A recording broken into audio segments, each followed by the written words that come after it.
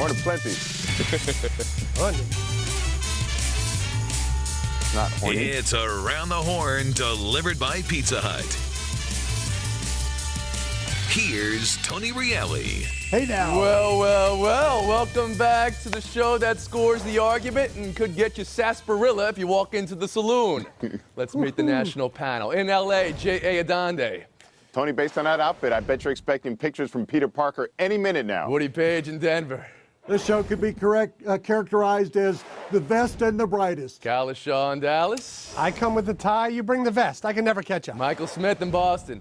Yo, man, you dress up for this show, you get casual for the next one. You got it? I have a What's the next vested one? Doing it interest for in 10 this program, What is all show? I'm saying. What's the next one? Let's go to work. It's the first word. All right, blowout coverage of last night's Magic win over the Heat. We'll get to the Magicians in a second, but first, do it with me, fellas. It's fun. What are you, two? Not even a 24-point lead save for these Heat. Have you ever seen a 40-9 run before in an NBA game? Dwayne Wade quotes, "It's a trend." Mind-boggling. Look at Bosh there. Spoelstra quotes, "There are only two options for us, collapse or continue to stay the course," end quote. Look at the guys on the podium. Body language.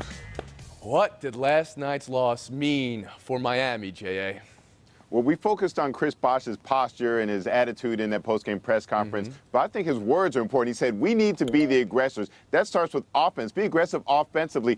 Dictate what's going to happen instead of having the defense tell you what you're going to do, which was what Orlando did to them last night. Orlando said, basically, we're going to force you to get the ball in the hands of Mario Chalmers, of Eric Dampier, of Mike Miller. LeBron James had only 2 shots in the fourth quarter. One of them was that last-second 3 that he put up. Miami is not dictating what's going to happen offensively. They need to get the ball in the hands of Dwayne Wade up top. Let him go from there. He's just being shunned to the side. LeBron's trying to do it all by himself. So you can't think do the that way when you to don't have a fix this center that Dwight problem Howard respects, and he can float in the lane is to have against the you. ball in Dwayne Wade's hand more. Interesting. Paige, how about you? Still underachieving, still a team in flux. The Miami Heat doesn't quite have its image yet. Here's a team that's playing no perimeter defense. They're the worst in the league against the three-point shot. A team that thinks that LeBron James at the end of the game is going to throw up a three-pointer that will win. An 18-0 run, and you can't do anything to stop it, and you are the big three in the NBA. I think they have still some serious problems there. Of and they course can't they figure do, it Woody, out. but you're a solutions-oriented man. How do you fix this?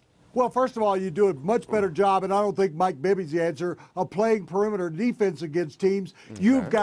You've got to get off to the fast starts that they do, but you can't let down. This is a team that this is a team that constantly gets off to those great starts, shows us Harlem Globetrotters kind of moves, and then just relaxes. But I'm not hearing an answer here. Kalisha, how do you fix the Miami Heat? The more I watch them this year and see them lose these games they could have won against Chicago or the Knicks, a game they definitely should have won against Orlando, I'm starting to think when they got off to that bad start and they were 9-8 and then they spun out of it and started winning a bunch of games, maybe they should have stayed a bad team 2 weeks longer and Pat Riley would have come down and coached this team. I hate to put it all on Eric Spoelstra, and I'm not putting all of it there, but when a team is this consistently unable to adjust, to have decent fourth quarters, to rally, to do anything when a team like Orlando gets hot, some of it has to come from the bench area. Some of it has to be the coaching, the substitutions, the way they're playing their defense against Howard. Something has gone wrong and they haven't fixed it.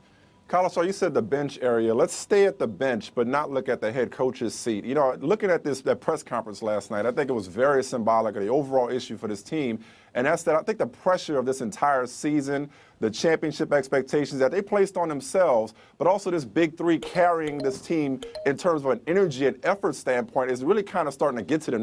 The heat of that spotlight seems it's starting to get to them, especially Chris Bosh, obviously. But they don't have an identity in terms of a bench mob. You guys know what I'm saying? Like a group of guys that can come in and pick them up. It's like LeBron or Wade or Bosh. They have to, sustain effort and energy throughout 48 minutes. That can get difficult. A lot of good teams have a group of guys that can come in and pick them up. Let's let him get back in.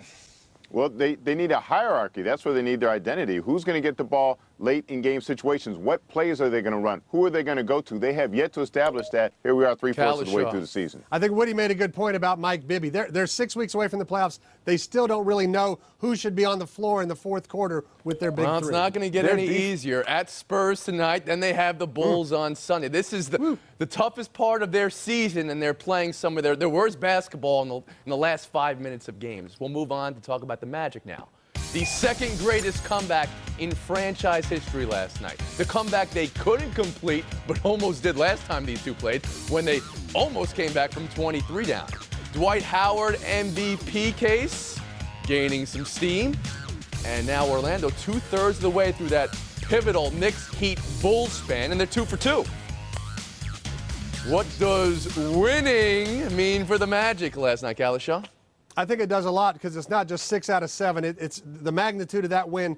They already have the experience they've gained from being in the Eastern Conference Finals both the last 2 years, went onto the NBA Finals once. But now they've got this game where they get in trouble early in the playoffs, even first round or second round. They know being 24 down to the Miami Heat, they have the way to come back because of that inside-outside game that is so difficult to defend. As long as somebody gets hot. Sometimes it's going to be Riddick. Last night it was Jason Richardson. You know, it could be Nelson other times. So they have different weapons they can go to. I think it's huge. Mike Smith? Yeah, I don't want to make any proclamations about that Eastern Conference or NBA Finals chances, given that, you know, I still think Boston and Chicago with their interior presence is a more difficult matchup for them than Miami, obviously, who doesn't have any kind of big man that can give Dwight Howard any kind of problems. But Kalishaw's right. This is the kind of win that the Magic can draw on in terms of, hey, guys, we've been down before. We've kept fighting, and look what can happen. And you contrast that with the Heat, where, you know, those guys, I almost think it's a self-fulfilling prophecy for them at the end of games. The more they fail, when LeBron takes those last shots, is he expecting it to go in? Are they expecting to execute, expecting to win? This is the type of win that can allow a team to expect to come through in difficult situations. That's the type of win that the Heat haven't pulled out Woody yet. Page. Well, I think that it's important, based on the trade they made, that they got to get more contributions out of that bench. And we saw it from the Richardsons last night. That's got to be uplifting to the team, that if you can get Quentin Richardson involved and you can get Jason Richardson doing the job he's doing. And here I like what they're doing in terms of going in to Dwight Howard.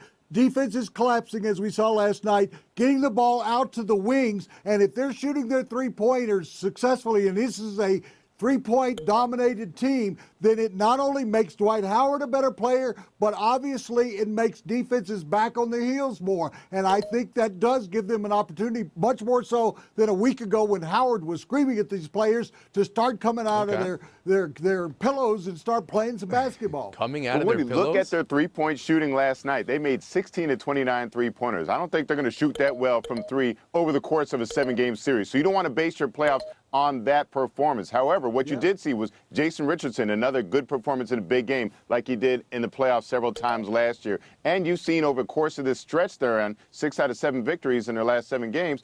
They've beaten good teams like Chicago and Oklahoma City and now Miami. So now I think you have to consider them a threat in the East, and you have to eliminate the fact that Miami seemed to have a handle on them winning 2 of the first 3 games. That's gone now. Who do you think's better suited for the postseason, Mike Smith, Orlando or Miami?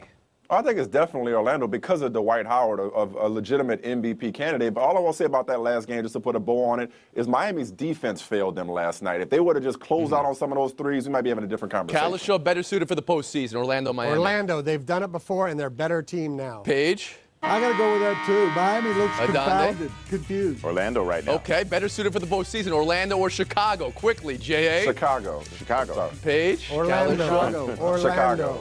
Yeah, I got Chicago. Sticking More with complete team. Orlando. All right. Did you hear me say Orlando? We heard it, and we're breaking. We're to quit while we're ahead.